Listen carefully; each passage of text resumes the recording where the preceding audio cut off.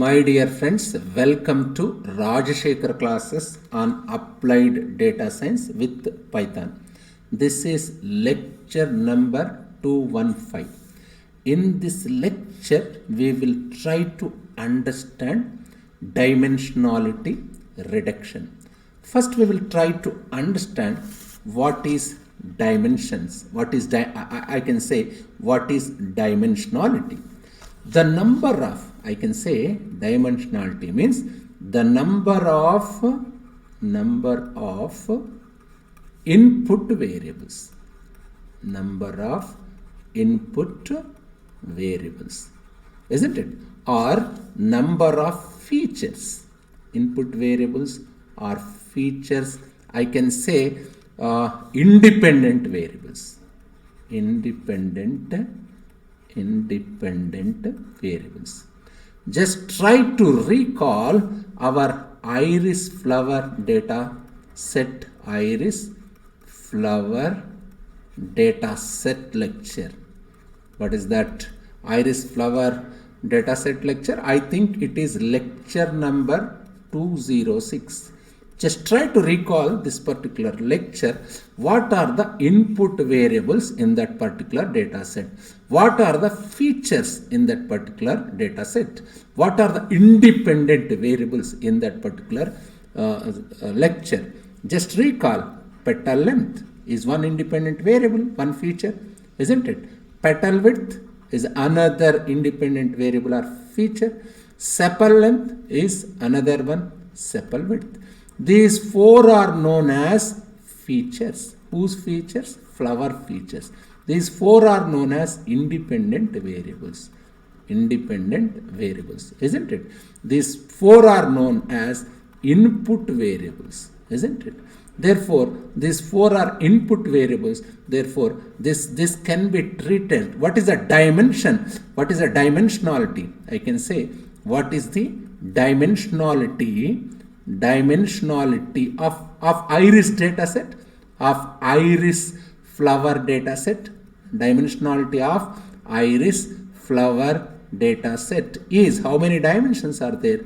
There are 4 dimensions. Therefore, I can say it is 4-dimensional data set, isn't it? That's basically dimensionality means. Now, what is this dimensionality reduction? We will try to understand.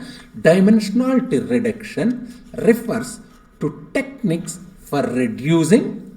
It's a techniques, it's a methods. What will you do in dimensionality reduction? Reducing. You must reduce.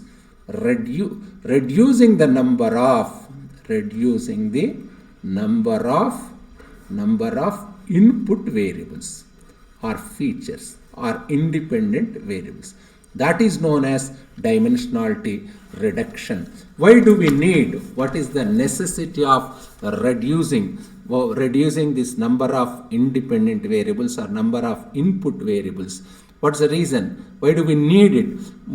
If more input features often make, if you have more number of input variables or features, if you have more number of features, what happens? It makes prediction modeling task more challenging to, it's difficult. Prediction of feature is difficult. I can say prediction of class label. Otherwise, this is one biggest difficulty in implementing many data science algorithms. Otherwise, I can say large number of input features can cause large number of features or large number of input variables. I can say, otherwise I can say input variables. If you have large number of input variables, I can say it's high dimensional. If you have for high dimensional data, what happens? Poor performance of whose poor performance? I can say it can cause large number of features or large number of input variables can cause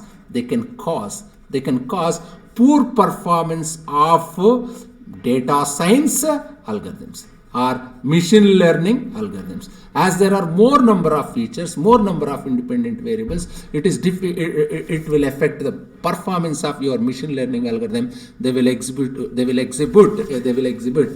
poor performance, isn't it? Dimensionality reduction methods include, I can say which one can be considered as dimensionality reduction methods. You might have heard about feature selection. This feature selection comes under your dimensionality reduction one. We will try to understand all these things.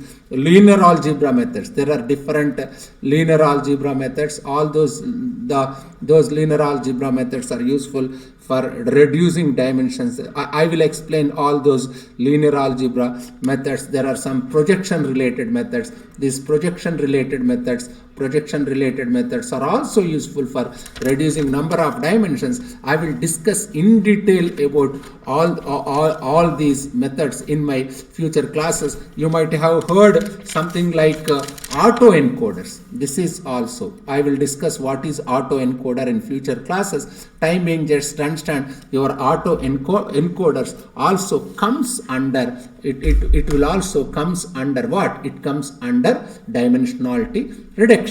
Let me proceed this lecture. Otherwise, let me say like this, instead of saying these many things, let me say like this.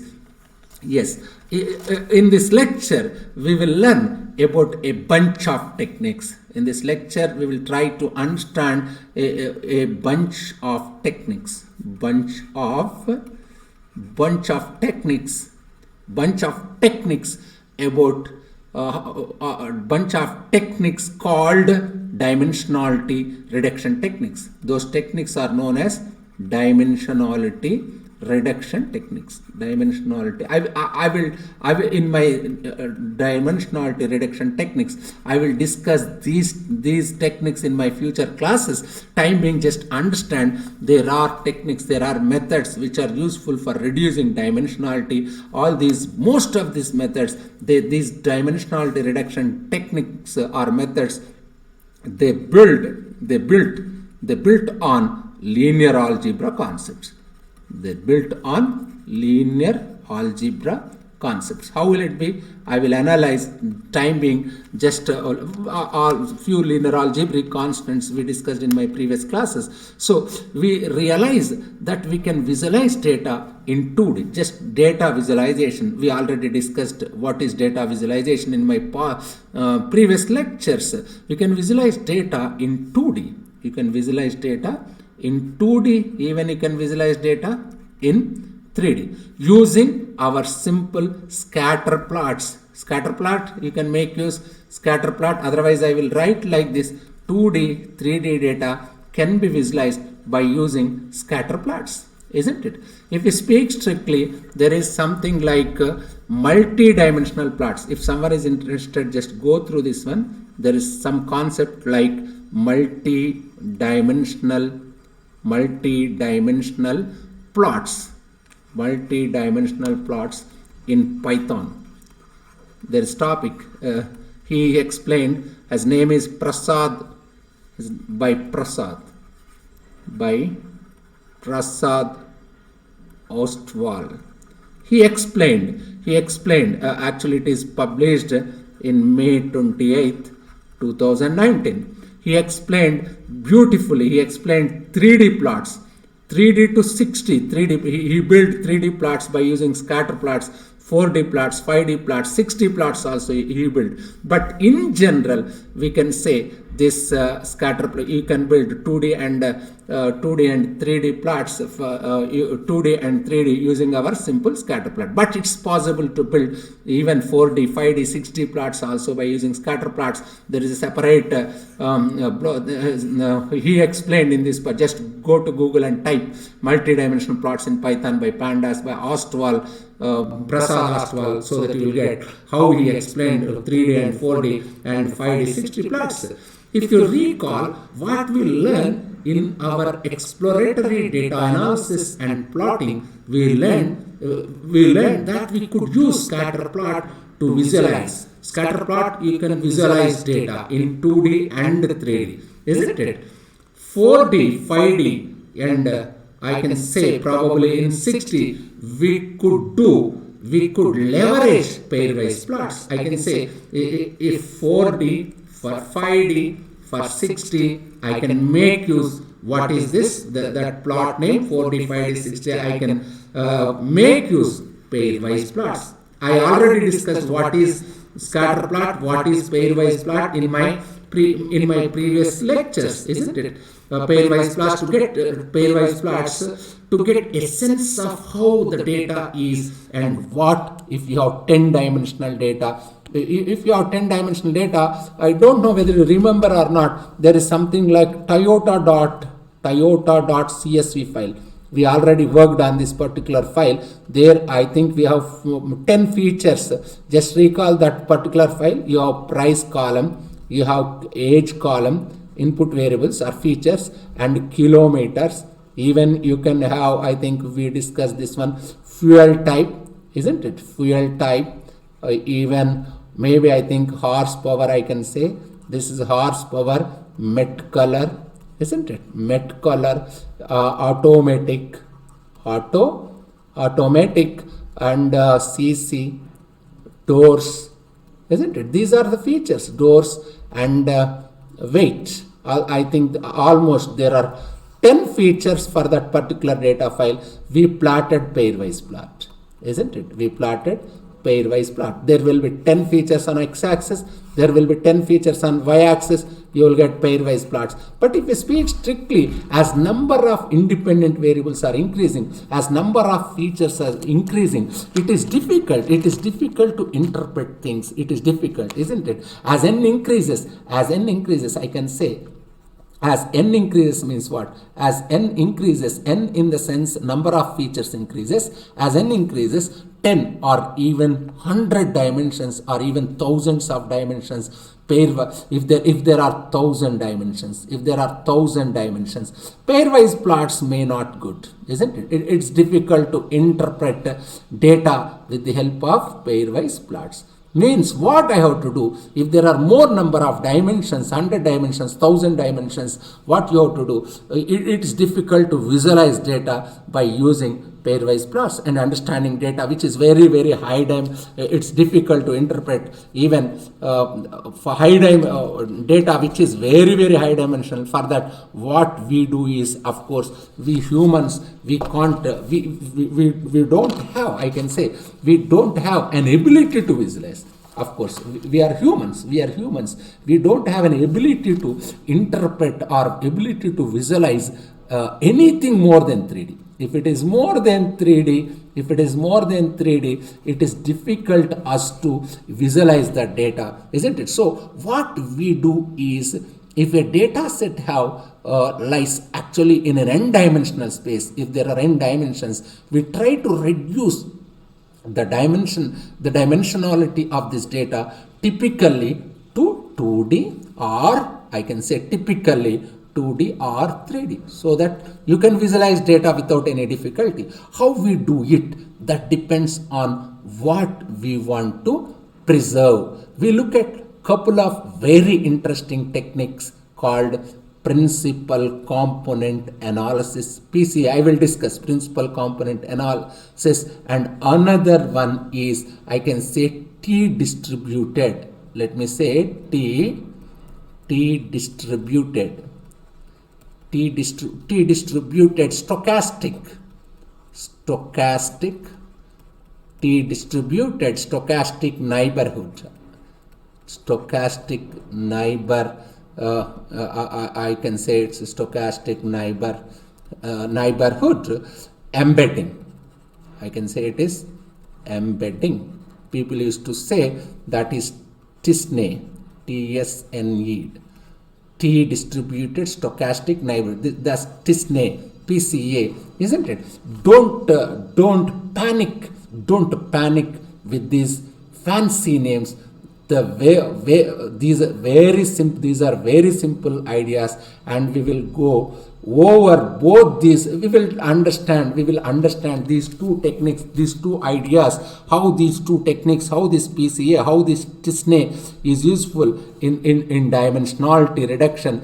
This PCA is very old technique. I can say it is very old technique, but yet powerful technique. What is this PCA? I will explain in future classes. But Tisne is almost I can say this Tisne, this is almost state of the art. This Tisne, I can call it as state of the art. State of the art. We will discuss about this particular technique, Tisne, which I am calling as state of the art in visualizing high dimensional data.